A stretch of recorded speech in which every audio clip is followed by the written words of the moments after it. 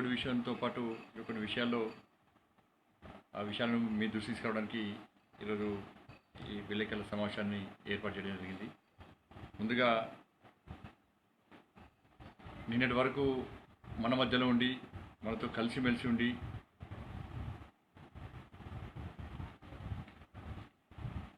నేడు మన మధ్య లేకుండా ఉన్నటువంటి మన సోదరుడు పాత్రికేయ మిత్రుడు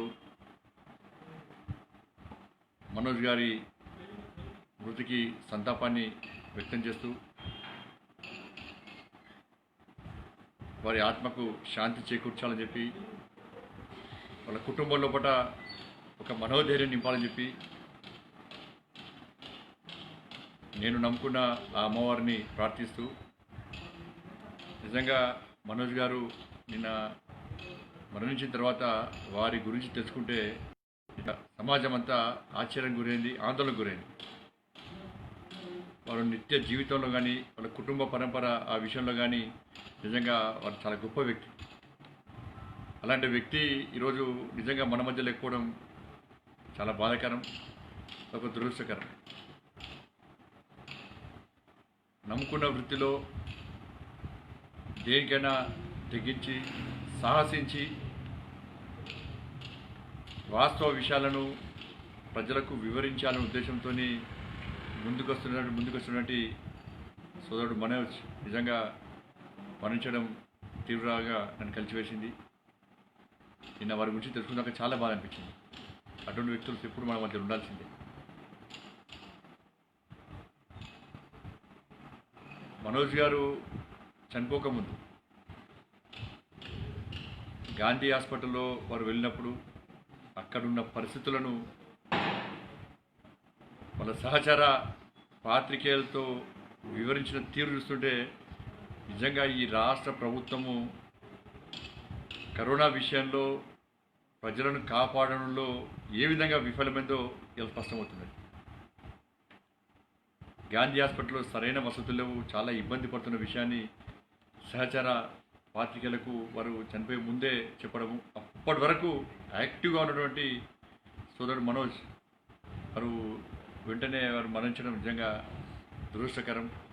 బట్టి వారి మృతికి సంతాపాన్ని ప్రకటించడం జరుగుతూ ఉన్నది. ప్రభుత్వం కూడా వీరంతా వారియర్స్, కరోనా వారియర్స్ అందరు కూడా డాక్టర్సు, ఇతర పారామెడికల్ సిబ్బంది కానీ, పోలీస్ కానీ, ఆశా వర్కర్లు కానీ, అంగన్వాడీ టీచర్లు కానీ, పంచాయతీరాజ్ ఉద్యోగస్తులు కానీ, శానిటేషన్ లేబర్ కానీ, వారితో పాటు నిజంగా ఇవాళ కరోనా బారి నుంచి ప్రజలను కాపాడనే తాపత్రయం, ఒక ఆతృత ఉందంటే అది పాత్రికేయ సమాజానికి. ఇవాళ మనోజు నిజంగా ఆయన మరణంగా త్యాగమైనది. ఇవాళ తెలంగాణ రాష్ట్ర ప్రజలను కరోనా బారి నుంచి కాపాడనటువంటి ఒక దృఢ సంకల్పంతో వృత్తిని నమ్ముకొని ముందుకొస్తున్న తరంలో వారు ఈరోజు మరణించడం నిజంగా వారికి గొప్ప త్యాగం. పాత్రికేయ విలేకరులంతా కూడా కరోనా వారియర్స్. ప్రభుత్వం కూడా వెంటనే పాత్రికేయులకు వాళ్ళ కుటుంబాలకు యుద్ధ ప్రాతిపదికన టెస్టులు నిర్వహించాలని చెప్పి, వారికి ఉచితంగా వైద్య సౌకర్యం కల్పించాలని చెప్పి, వారు ప్రతిరోజు వృత్తిలో భాగంగా అంతటా పర్యటిస్తూ తిరిగి వెళ్ళి కుటుంబంతో కలిసిమెలిసి ఉంటున్న సందర్భంలో వాళ్ళ కుటుంబ సభ్యులకు కానీ, పిల్లలకు కానీ ఇబ్బందులు వచ్చేటువంటి ప్రమాదం ఉంది. కాబట్టి అటువంటి ప్రమాదాలు రాకుండా వెంటనే రక్షణ చర్యలు చేపట్టాలని చెప్పి భారతీయ జనతా పార్టీ రాష్ట్ర ప్రభుత్వాన్ని డిమాండ్ చేస్తూ ఉన్నది. దాంతోపాటు తెలంగాణ రాష్ట్రంలో రోజుకు కరోనా పాజిటివ్ల సంఖ్య పెరగడము, మృతుల సంఖ్య పెరగడము, ఈయన ఒక్కరోజే దాదాపు 14 మందిగా కరోనా బారిన మృతుల యొక్క సంఖ్య నేను ఒక్కరోజే 14. నిజంగా ఒక ప్రమాదకర పరిస్థితులు తెలంగాణ రాష్ట్రంలో ఉన్నాయి. కరోనా బారి నుంచి రాష్ట్ర ప్రజలను కాపాడని కూడా నేను ఆ భగవంతుని ప్రార్థిస్తా ఉన్నా. ఎందుకంటే ఈ రాష్ట్ర ప్రభుత్వం నమ్మకం లేదు. ప్రజలకు నమ్మకం లేదు, ఎవరికి నమ్మకం లేదు.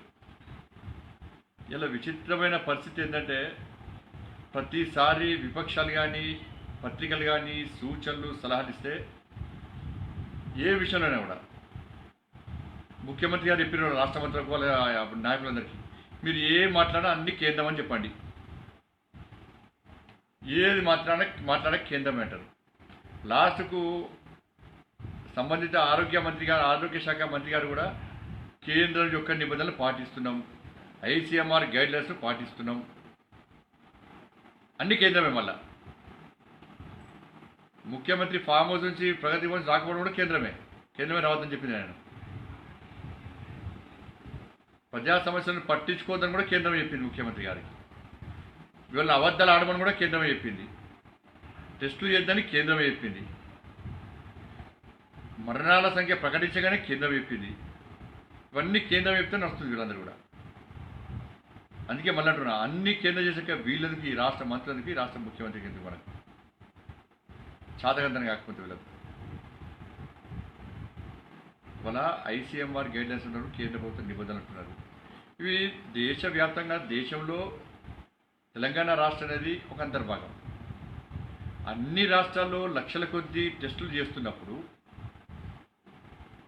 ఈ రాష్ట్ర ప్రభుత్వము టెస్టులు చేయడానికి ఎందుకు వెనుకముందు చేస్తుంది, ఎందుకు వెనుకముందు ఆడుతుందో ఒకసారి స్పష్టం చేయాలి. ఇంతవరకు ఎన్ని టెస్టులు చేసిండ్రు ప్రకటించలేదు. ఎంతమందికి పాజిటివ్ వచ్చింది చెప్తలేదు. ఎంతమందికి మీరు చికిత్స చేస్తున్నారు చెప్తలేరు. ఎంతమంది మరణించారు చెప్తలేరు. మీరు ఏ విధమైన జాగ్రత్త చర్యలు చేపట్టారు చెప్తలేరు. ఏమనంటే ఎంతమందికి పాజిటివ్ వచ్చినా ఎదుర్కోవడానికి సిద్ధం, అన్ని వసతులు ఏర్పాటు చేసినాము, దేనికైనా రెడీ అయి ఉన్నాము. ఇవాళ డాక్టర్ల పరిస్థితి ఏందండి? ఇవాళ తెలంగాణ రాష్ట్రంలో దాదాపు 70 మందికి పైగా డాక్టర్లకు, పారామెడికల్ సిబ్బందికి, డాక్టర్లకు ఇలా పాజిటివ్ వచ్చిందంటే ఇంతకంటే దురదృష్టం ఇంకోటి కాదు. దేశం మొత్తము వాళ్ళకి చప్పలు కొట్టి కృతజ్ఞతాభావాన్ని ప్రకటించినాం. కానీ రాష్ట్ర ప్రభుత్వానికి కృతజ్ఞతాభావం ప్రకటించినటువంటి నైతికత లేదు, కనీసం ఆ విజ్ఞత లేదు. దేశం అంతా ఒక దిక్కుంటుంటే ఈ రాష్ట్ర పాలకులు ఒక దిక్కుంటారు. వాళ్ళ కుటుంబాలను పక్కకు పెట్టి ఇవాళ సమాజాన్ని కాపాడాలనే ఉద్దేశంతో కేంద్ర రాష్ట్ర ప్రభుత్వాలకు సహకరిస్తూ అన్నిటికీ తెగించి వైద్యం చేస్తున్నటువంటి డాక్టర్లకు కానీ, పారామెడికల్ సిబ్బంది కానీ, నర్సులకు కానీ, వీరెవ్వరు కూడా, శానిటేషన్ సిబ్బంది కానీ, వీరెవ్వరు కూడా కనీసం వాళ్ళకు రక్షణ చర్యలు చేపట్టడంలో టీఆర్ఎస్ పార్టీ ప్రభుత్వం, ఈ రాష్ట్ర ముఖ్యమంత్రి పూర్తిగా విఫలమైంది. నేను లాక్డౌన్ ప్రారంభమైన మొదటి వారం రోజుల లోపలనే కరీంనగర్ ప్రభుత్వ ఆసుపత్రికి పోతే ఆశ్చర్యకరమైన విషయాలు బయటపడ్డారు. డాక్టర్లు బాధపడుతున్నారు. ఇవాళ ఐసీఎంఆర్ గైడ్లైన్స్ ఉంది, ప్రభుత్వం కూడా స్పష్టం చేసింది.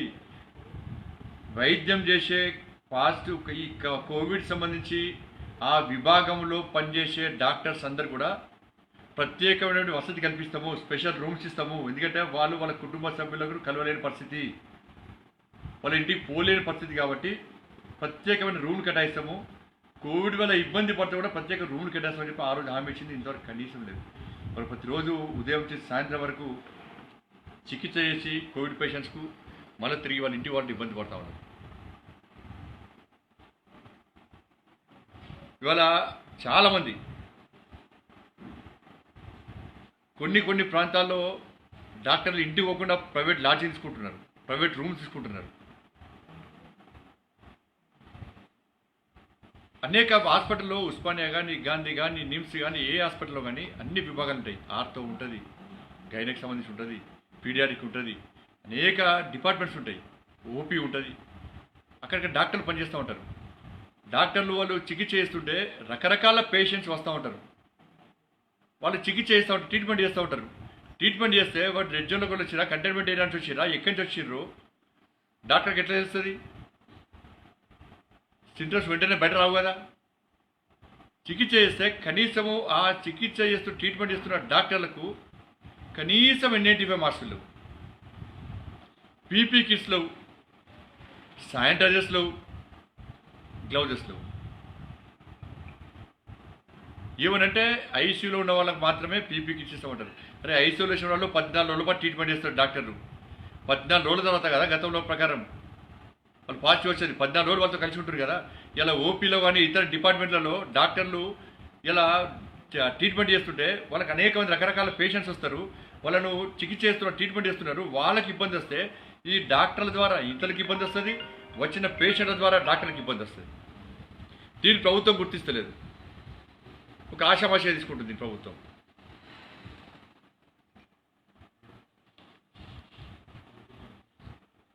వాళ్ళ హెల్త్ బులెటిన్ రిలీజ్ చేస్తుంది గవర్నమెంట్. వాళ్ళు మీరు చూడండి, అన్ని రాష్ట్రాలు ఒక రకమైన హెల్త్ బులెటిన్ రిలీజ్ చేస్తే ఇక్కడ ఏదో హెల్త్ బులెటిన్ రిలీజ్ చేస్తారంతే. ఇవాళ గుజరాత్ చూడండి, ఇలా గుజరాత్ కానీ ఢిల్లీ కానీ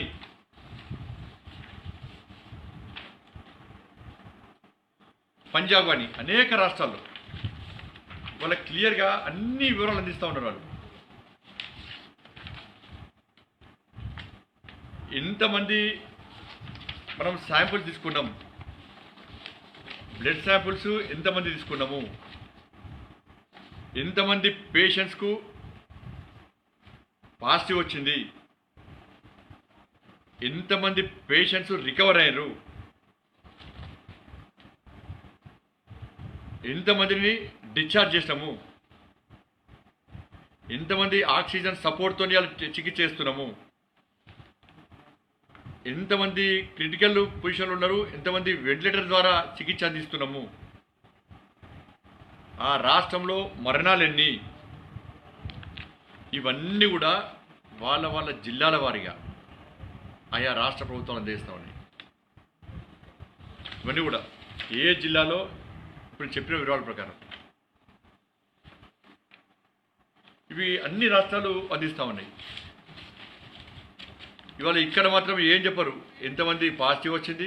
ఇవాళ ఒక్కరు గమనించాలి, అసలు టెస్టులు చేయకుండానే వందలు ఇంతమందికి పాజిటివ్ వస్తుందంటే టెస్టులు చేస్తే మన పరిస్థితి ఎంతో ఒక్కసారి అర్థం చేసుకోవాలి. చాలామందికి ఇప్పటికే కరోనా వచ్చిపోయింది. ఇలా నిజంగా టెస్టులు చేయడం వల్ల తమిళనాడులో టెస్టులు చేశాక పాజిటివ్ వస్తే వాళ్ళకు సరైన విధంగా చికిత్స అందిస్తున్నారు, మరణాలు తగ్గుతున్నాయి. ఇక టెస్టులు చేయకపోవడం వల్లనే ఇవాళ పాజిటివ్ కేసుల సంఖ్య పెరుగుతున్నది, సడన్గా చనిపోతూ ఉన్నారు. మరి టెస్టులు చేస్తే ప్రభుత్వానికి అభ్యంతరం ఏందో ఇంత స్పష్టం చేయాలి. ఇవాళ ఇప్పటి వరకు జూన్ 6 నాటికి 35,000 టెస్టులు చేస్తామంటున్నారు. అంటే దీని ప్రకారము ఈ 20 రోజుల్లో సగటున ప్రతిరోజుకు కేవలము 588 పరీక్షలు చేసినట్టు ఇవాళ దీని ద్వారా ఒక అంచనా. అంటే మొదటి కేసు ఎప్పుడు బయటపడ్డది? మార్చి 2 నాడు మొదటి కేసు బయటపడ్డది. మార్చి 2 నుంచి జూన్ 6 దాకా 96 రోజుల్లో సగటున ప్రతిరోజు 366, అంటే ఏ కోణం చూసినా కూడా సగటున 366 టెస్టులు చేసినట్టు ఇవాళ ఈ అంచనా ప్రకారం మనకు స్పష్టమవుతున్నది. కేవలం ప్రతిరోజు 366 టెస్టులు. ఇవాళ తెలంగాణ రాష్ట్రంలో 25 టెస్టింగ్ ల్యాబొరేటరీస్కి పర్మిషన్ ఇచ్చారు. 25, దానిలో 16 ప్రైవేట్ సంబంధించి, 9 గవర్నమెంట్ సంబంధించి. వీటిలలో ప్రతిరోజు 600 టెస్టులు చేయొచ్చు. అంటే ఈ 25కు మొత్తము ప్రతిరోజు 15,000 టెస్టులు చేసి మనం. కానీ కనీసము ప్రతిరోజు 500 టెస్టులు కూడా ప్రభుత్వం చేస్తలేదు. ఈ ల్యాబొరేటరీస్ అన్నిటి కూడా ఐసీఎంఆర్ అనుమతించింది. దేనికోసం అనుమతించిందంటే కరోనా టెస్టులు చేయడానికి అనుమతించింది. ఇవాళ టెస్టులు చేయొద్దని ప్రభుత్వం బెదిరిస్తూ ఉన్నది. ఇలా ప్రభుత్వం నిజంగా చిత్తశుద్ధి ఉంటే ఈ 20 ల్యాబొరేటరీస్లో ఎన్ని టెస్టులు చేసినారు, ఎంతమందికి పాజిటివ్ వచ్చింది, అసలు ఎంతమంది శాంపుల్ తీసుకున్నారు, ఎంతమందికి పాజిటివ్ వచ్చిందో స్పష్టం చేయమని చెప్పండి. మొన్న ఒక ల్యాబ్ ఒకటి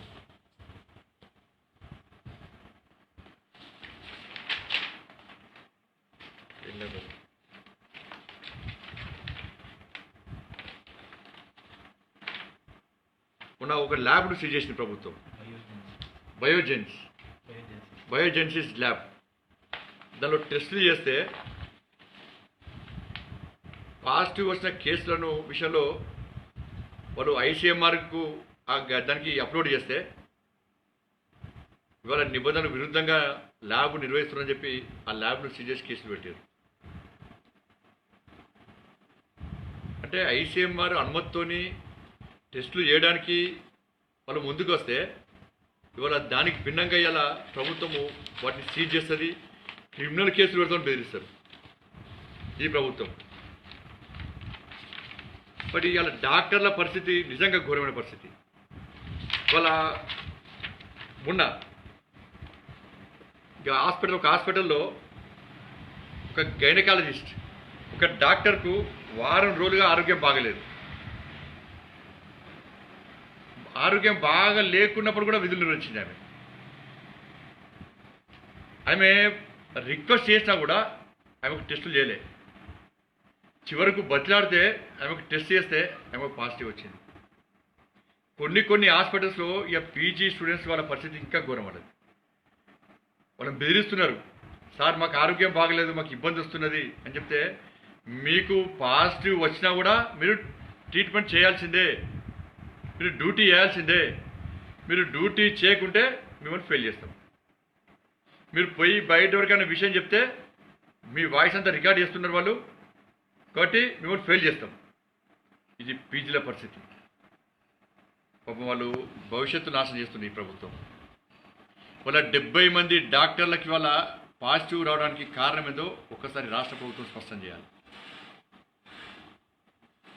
అందరినీ కాపాడే ప్రయత్నం డాక్టర్లు చేస్తుంటే డాక్టర్లను కాపాడాల్సిన బాధ్యతను తీసుకోవాల్సిన ప్రభుత్వము దానికి విరుద్ధంగా నిర్లక్ష్యంగా వివరిస్తున్నది. వాళ్ళ ద్వారా ఇంకా ఇబ్బందులు వస్తాయని చెప్పి ప్రభుత్వం ఆలోచిస్తలేదు. వాళ్ళ కుటుంబ సభ్యులు బాధపడుతున్నారు, సీనియర్స్ బెదిరిస్తున్నారు, వాళ్ళ అధికారులు బెదిరిస్తున్నారు, వాళ్ళను పీజీ స్టూడెంట్స్ అందరూ కూడా బాధపడుతున్నారు. వాళ్ళ ఉస్మానియా హాస్పిటల్లో ఆ హాస్టల్లో ఇవాళ టెస్టులు చేస్తే 280 టెస్టులు చేస్తే 25 మందికి పాజిటివ్ వచ్చింది, 12 మందికి పాజిటివ్ వచ్చింది. దానిలో వస్తే ఇవాళ మిగతా వాళ్ళకు అసలు టెస్ట్ రిపోర్ట్ చెప్తలేరు. దాదాపు 50 మందికి పైగా పాజిటివ్ ఉన్నట్టు ఇలా అనుమానం వస్తుంది, వాళ్ళకు స్పష్టం చేస్తూ ఉన్నారు. ఇవాళ మిగతా వాళ్ళు టెస్ట్ చేయమంటే టెస్ట్ చేయమంటున్నారు. ఇవాళ ఐసీఎంఆర్ గైడ్లైన్స్ ఏంటండి, ఇవాళ క్లియర్గా దానిలో క్లియర్గా ఉంది. ఇవాళ కనీసము ఎవరికైనా పాజిటివ్ వస్తే పేషెంట్లు ఆయనను 5 నుంచి 10 రోజుల పాటు ఎవరైతే ఆయన సంప్రదిస్తారో వాళ్ళ కుటుంబ సభ్యులు కానీ డాక్టర్స్ కానీ పారామెడికల్ సిబ్బంది వాళ్ళందరూ కూడా వెంటనే టెస్టులు చేయాలి. వాళ్ళ హాస్టల్లో పీజీ స్టూడెంట్స్ అందరూ కూడా వాళ్ళ హాస్టల్లో అందరూ కలిసిమెలిసి ఉంటారు. కలిసిమెలిసి ఉంటే ఒక్క పీజీ స్టూడెంట్కు పాజిటివ్ వస్తే ఆయన రూమ్లో అందరూ టెస్ట్ చేయాల్సిన అవసరం ఉంది. ఒకటే ప్రాంతంలో దాదాపు 20కి పైగా పాజిటివ్ కేసులు వస్తే ఆ హాస్టల్లో అందరికీ టెస్ట్ చేయాల్సిన అవసరం ఉంది. దానిలో పనిచేసే వర్కర్ కూడా వచ్చింది. మొన్న వర్కర్కి వస్తే కూడా కనీసం మీతో టెస్ట్ చేస్తలేరు. కొన్ని సందర్భాల్లో వాళ్ళ కుటుంబ సభ్యులు కూడా టెస్ట్ చేస్తలేరు. అరే ఇంత మూర్ఖత్వం ప్రభుత్వానికి ఎందుకు అర్థమవుతలేదు? ఇవాళ గాంధీ హాస్పిటల్ పరిస్థితి అదే, ఇవాళ ఉస్మానియా హాస్పిటల్ పరిస్థితి అదే. అసలు అక్కడ స్టాఫ్ లేరు. ఉస్మానియాలో ఉన్న స్టాఫ్ను మొత్తము వివిధ ప్రాంతాలకు బదిలీ చేశారు. వాళ్ళకి ఎక్కువ బర్డెన్ పడుతుంది వాళ్ళ మీద. పేషెంట్స్ 100ల సంఖ్యలో పేషెంట్స్ వస్తున్నారు, అన్ని రకాల పేషెంట్స్ వస్తున్నారు. వాళ్ళకి ట్రీట్మెంట్ చేసే డాక్టర్ కనీసం N95 మాస్కులు లేవు. ఈ మధ్య కొత్తసారి N95 మాస్కులప్పుడు కూడా కనీసం క్వాలిటీ లేదు. బట్టలు నాణ్యత లేకుండా N95 మాస్కులు కానీ ఐసీలో పీపీ కిట్స్ కానీ ఇవన్నీ కూడా నాణ్యత లేకుండా సరఫరా చేస్తున్నారు. ఒక్క N95 మాస్కులు ఇలా 3.5 రకాలు వస్తున్నాయి ఇవాళ. దానిలో కూడా లాలూచిపడుతుంది ప్రభుత్వం.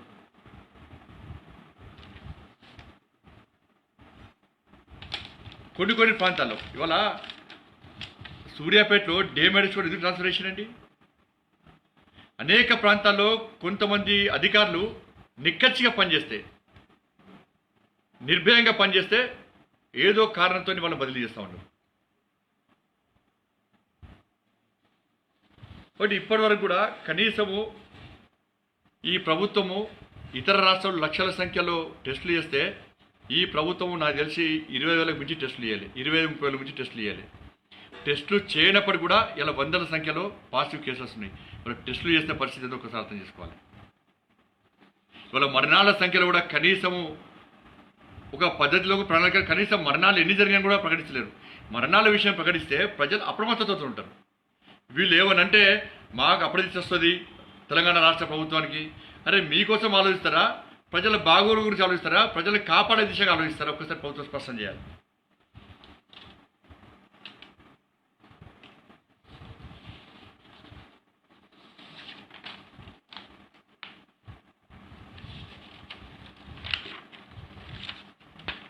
ఇలా అందుకే మేము ఒకటే డిమాండ్ చేస్తున్నాం.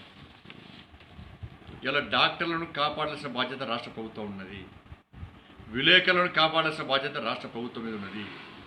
వెంటనే అన్ని విభాగాలలో, తెలంగాణ రాష్ట్ర వ్యాప్తంగా అన్ని విభాగాలలో పనిచేసే డాక్టర్లు, ఓపీ కానీ, ఆర్తో కానీ, గైన కానీ, కార్డియాలజీ సంబంధించి కానీ అన్ని విభాగాలలో పనిచేసే డాక్టర్లకు మనం వెంటనే రక్షణ చర్యలు చెప్పని చెప్పి భారతీయ జనతా పార్టీ డిమాండ్ చేస్తూ ఉన్నది.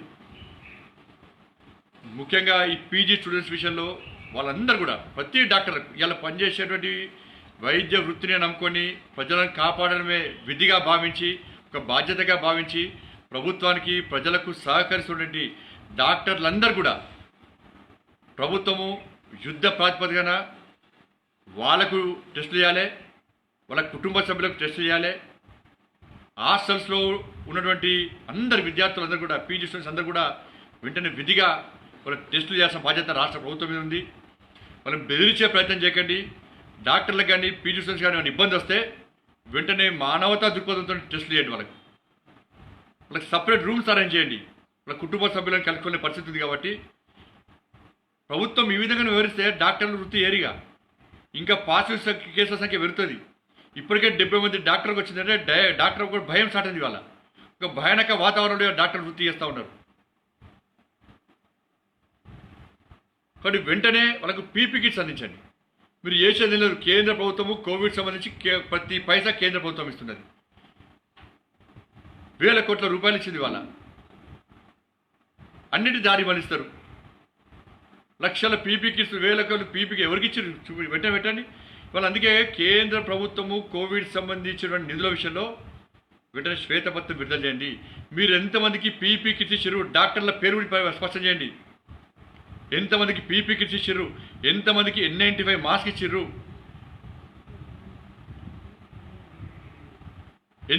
ఎంతమందికి ఇలా శానిటైజర్స్ ఇచ్చారు, ఏ విధంగా రక్షణ చర్యలు చేపట్టిర్రు, డాక్టర్ల పేర్లతో సహా మీరు శ్వేతపత్రం విడుదల చేయండి. ఏ హాస్పిటల్ ఎంతమందికి ఇచ్చారో విడుదల చేయండి. వాళ్ళు ఏం కొడుతున్నారు, డాక్టర్లు ఏం అడుగుతున్నారండి? మాకు N95 మాస్క్ ఇవ్వండి, మాకు పీపీ కిట్స్ ఇవ్వండి, మాకు రక్షణ చర్యలు చేపట్టండి, మాకు మా కుటుంబ సభ్యులకు టెస్టులు చేయండి, మా వల్ల ప్రజలకు ఇబ్బంది వస్తున్నది, పేషెంట్స్ వల్ల మాకు ఇబ్బంది వస్తుంది. వాళ్ళు కోరేది అదే. వాటికి ప్రభుత్వం ఎందుకు వెనుకంజ చేస్తూ అర్థం కావట్లేదు. పాజిటివ్ పేషెంట్ ట్రీట్మెంట్ పాజిటివ్ వస్తే డాక్టర్ భయాందోళన స్టార్ట్ అయింది. కాబట్టి బెదిరింపు ధోరణి పాల్పడకండి. డాక్టర్లకు పీజీ స్టూడెంట్స్ అందరూ కూడా సహకరించండి. ఎగ్జామ్స్లో ఫెయిల్ చేస్తామని చెప్పి బెదిరించడము, మీకు పాజిటివ్ వస్తే డ్యూటీ వేయాల్సిందని బెదిరించడము. వాళ్ళ ఉస్మానియా అనేక ఆసుపత్రుల్లో, ఉస్మానియా ఆసుపత్రిలో కూడా డాక్టర్ల వార్డులో కానీ, పేషెంట్స్ వార్డులో కానీ బెడ్స్ అన్ని పక్కనే ఉంటాయి. ఇవాళ 3 రోజుల పాటు 4 రోజుల పాటు ట్రీట్మెంట్ చేసిన తర్వాత అక్కడ ఆ వార్డులో ఉన్న పేషెంట్ పాజిటివ్ వస్తే అది మిగతా వాళ్ళకు కూడా పాజిటివ్ వస్తున్నది. అరే ప్రభుత్వం ఇంత ఇంగిత జ్ఞానం లేదు ప్రభుత్వానికి. ఓ చిత్తశుద్ధి లేదు. బయట పోతే ఫిజికల్ డిస్టెన్స్ పాటించమని చెప్పి మనం దూరం దూరం ఉండాలంట మనం. ఇవాళ హాస్పిటల్లో పాజిటివ్ వచ్చిన పేషెంట్ను కూడా ఇతర పేషెంట్తో కలిపి, అనుమానాస్పద పేషెంట్తో కలిపి అలా బెడ్స్ ఏర్పాటు చేస్తే ఇవాళ రాని వాళ్ళకు కూడా తిరిగి పాజిటివ్ వచ్చే ప్రమాదం ఉన్నది. కాబట్టి వెంటనే టెస్టుల సంఖ్యను పెంచాలి. ల్యాబొరేటరీస్ ఉన్నాయో వాళ్ళకి స్వేచ్ఛనివ్వండి. ఐసీఎంఆర్ నిబంధనల వాళ్ళ అనుమతుల వాళ్ళు ల్యాబ్స్ ఏర్పాటు చేసుకున్నారు, వాళ్ళకి స్వేచ్ఛనివ్వండి. టెస్టులు చేసే అవకాశం ఇవ్వండి. రాష్ట్ర ప్రభుత్వం కూడా ఇతర రాష్ట్రాల్లో ఏ విధంగా హెల్త్ బులెటిన్ రిలీజ్ చేస్తున్నారో ఆ విధంగా హెల్త్ బులెటిన్ రిలీజ్ చేయాల్సిన అవసరం ఉంది. దాంతోపాటు డాక్టర్ల విషయంలో, విలేకరుల విషయంలో ప్రత్యేకమైనటువంటి శ్రద్ధ వహించాలని చెప్పి భారతీయ జనతా పార్టీ డిమాండ్ చేస్తూ ఉన్నది. కేవలము నాంచుడు దూరంతో విమర్శలకు ప్రతి విమర్శలు చేయడము, సూచనలు కూడా విమర్శగా భావించి ప్రతి విమర్శలు చేయడము, వీటిని వెంటనే వినాలని చెప్పి భారతీయ జనతా పార్టీ డిమాండ్ చేస్తూ ఉన్నది. వీళ్ళందరూ కూడా కరోనా వారియర్సే. దాన్ని ఆ విధంగా ప్రభుత్వం గుర్తించాల్సిన అవసరం ఉంది. కాబట్టి ఈ విషయంలో ప్రభుత్వము చిత్తశుద్ధితో వివరించాలని చెప్పి భారతీయ జనతా పార్టీ డిమాండ్ చేస్తూ ఉన్నది. దాంతోపాటు ఇక అసలు మన ముఖ్యమంత్రి గారు పేరు కల్వకుంట్ల చంద్రశేఖరరావు గారు. ఈయన ఎమ్మెల్యే కాకముందు ఈయన పేరు దుబాయ్ చంద్రశేఖరరావు ఈయన పేరు. ఈయన అంతకుముందు ఏం చేస్తున్నాడు, దుబాయ్ పాస్పోర్ట్ ఇప్పిస్తున్నాడు అందరికీ. ఇక్కడి నుంచి అందరి పాపం అమాయక ప్రజలందరూ దుబాయ్ పంపుతుండే, మీకు అక్కడ జాబ్స్ ఉన్నాయి పోండి అంటే అక్కడ పోయినాక అంత అమాయకులు చాలామంది ఇబ్బంది పడ్డారు. ఇక్కడ కొదురుపాకలో ఏం చేసారు, చింతమడకలు ఏం చేసారు, ముంబైలో ఏం చేసారో అందరికీ తెలుసు. ఇక చరిత్ర చెప్తే ఆయన తలదించుకోవాల్సి వస్తుంది. ఆయన ఒక సంస్కారంతో, ఒక విజ్ఞతతో, ఒక మంచి భాషతో, ఒక స్ఫూర్తిదాయకంగా ఉండాల్సినటువంటి ఒక ముఖ్యమంత్రి తన స్థాయి తను దిగదార్చుకొని ఒక అజ్ఞానిగా, ఒక విజ్ఞత లేకుండా, సిగ్గు లేకుండా, సభ్యత లేకుండా, సంస్కారం లేకుండా అలా పుట్ట కూటి కోసము ఇతర దేశాలకు వెళ్ళేటువంటి ఆ పేద ప్రజల మీద ఇలా బూతులు మాట్లాడడము ఎంతవరకు సమంజసమో ఒకసారి ముఖ్యమంత్రి గుండె మీద చేవేసుకుని ఆలోచించాలి. సిగ్గుండాల కొంచెం ఉన్న ముఖ్యమంత్రికి ఏం మాట్లాడుతుండే ఆయనకు అర్థం కాదు. బూతులు తిడతాడు ఆ ముఖ్యమంత్రి. ఇవాళ ఆయన ఎన్నికల పోటీ చేసేటప్పుడు ఆ దుబాయ్లో కష్టపడి కూలీనాలు చేసుకొని కుటుంబ పోషణ కోసం కూలీనాలు చేసుకున్నటువంటి ఆ దుబాయ్లో ఉన్నటువంటి స్థిరపడినటువంటి ప్రజలే కదా నీకు చందాలు ఇచ్చి నేను ఎమ్మెల్యే గెలిపించింది. వాళ్ళే చందాలు ఇస్తే కదా తెలంగాణ ఉద్యమాన్ని చేసింది. వాళ్ళ చందాలతో కదా ఇవాళ రాష్ట్ర ముఖ్యమంత్రి అయింది. ఎన్నికల ముందు ఏమన్నాడు, తెలంగాణ రాష్ట్రం వస్తుంది, నేను ముఖ్యమంత్రి అయిపోయినా దుబాయ్ పోలేదు, ఇతర దేశాలు పోలేదు, ముంబైలో పోలేదు, ఎక్కడ వాళ్ళు అక్కడనే తెలంగాణ రాష్ట్ర ప్రజలు తెలంగాణ రాష్ట్రంలో ఉంటారు, మీ బతుకులను బాగు చేస్తాను నేను అని చెప్పన్నారు. ఇవాళ నీ నిర్లక్ష్యం వల్లనే, నీ చాతకంతనం వల్ల దుబాయ్కి ఇంకా ఎక్కువ సంఖ్యలో పోతున్నారు.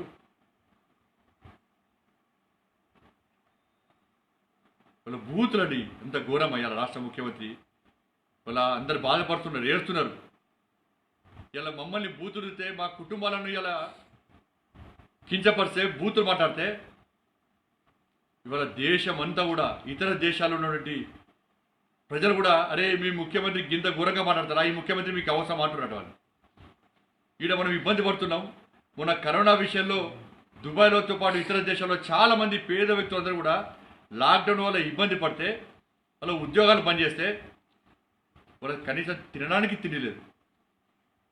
ఇతర రాష్ట్రాలన్నీ కూడా కేంద్ర ప్రభుత్వ సహకారంతో వాళ్ళ రాష్ట్రాలకు ఆయా రాష్ట్ర ప్రజలను తీసుకొచ్చే ప్రయత్నం చేస్తే ఈ రాష్ట్ర ముఖ్యమంత్రికి సోయలేదు, ఎక్కడ పడుచుకోలేదు. ఈడికొచ్చి అలా కొంతమంది పేడి క్వారంటైన్లు ఉంటే వాళ్ళేమో మొత్తం రాష్ట్ర ప్రభుత్వమే భరిస్తుంది కొంతమంది నమ్మించారు. సరే అని చెప్పి పేడి క్వారంటైన్లో ఉంటే, హోటల్ అక్కడిక్కడ ఉంటే ఇవాళ వాళ్ళని అధికారులు బెదిరించారు, మీరు కడతారా, డబ్బులు కడతారా, లేకుంటే పాస్పోర్ట్ ఇచ్చిపోతారా. వాళ్ళని కాపాడే ప్రయత్నం ప్రభుత్వం చేయాలి. వాళ్ళ గురించి ప్రభుత్వం ఆలోచించినప్పుడు కూడా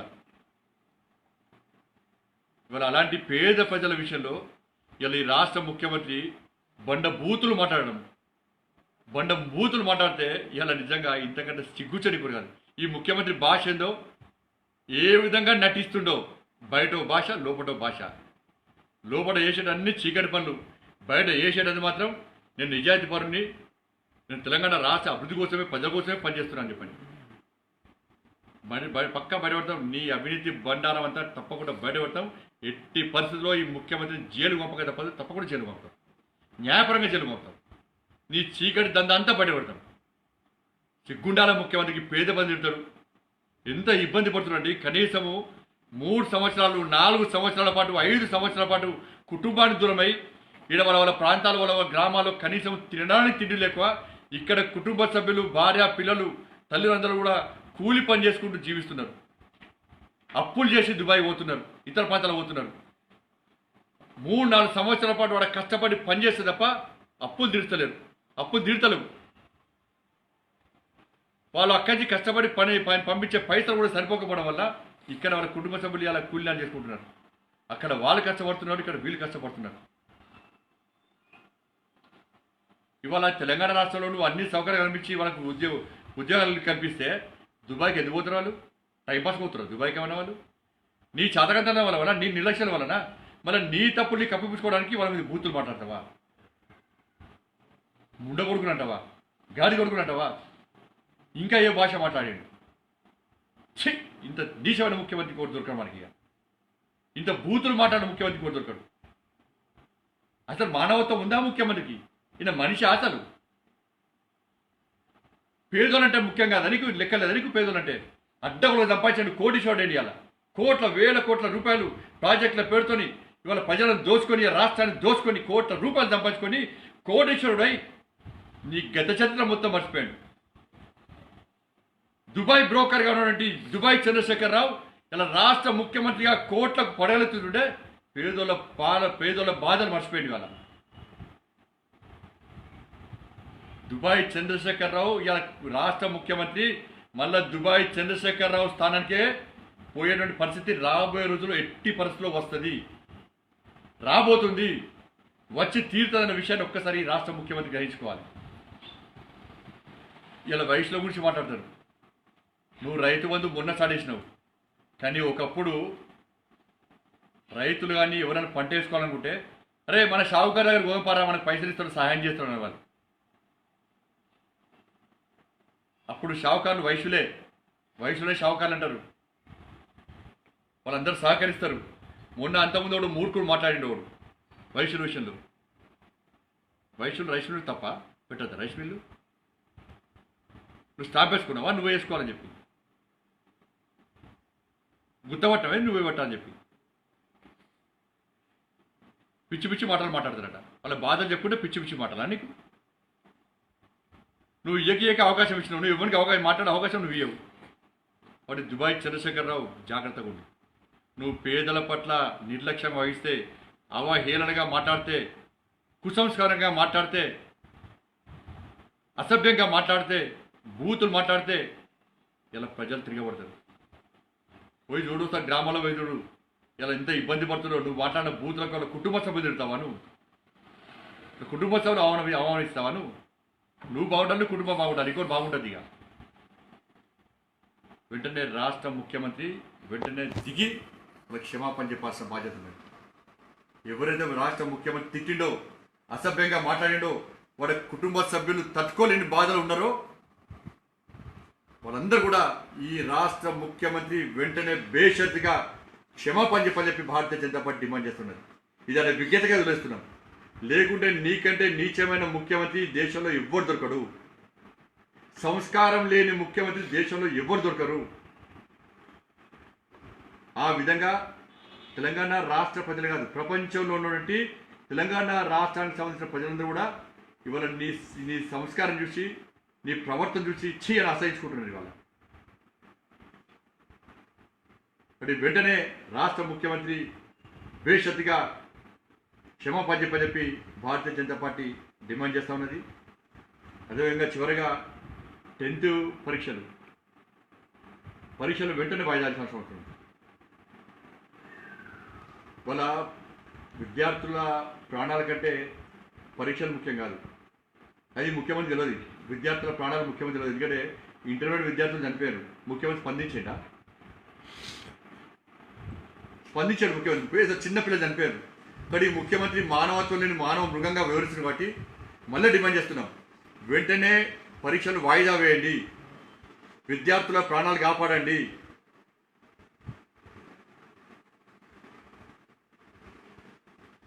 దయచేసి వెంటనే ఆ నిర్ణయం తీసుకోవాలని చెప్పి భారతీయ జనతా పార్టీ డిమాండ్ చేస్తూ ఉన్నది.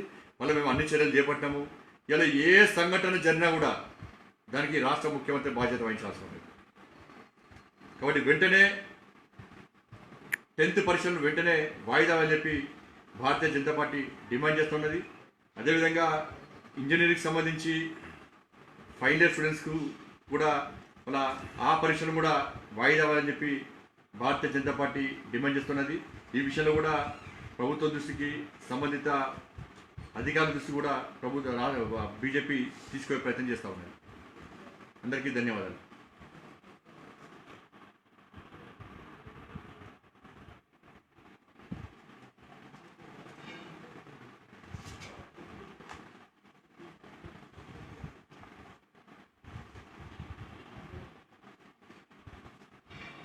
మహేష్ గారు చేతున్నారు.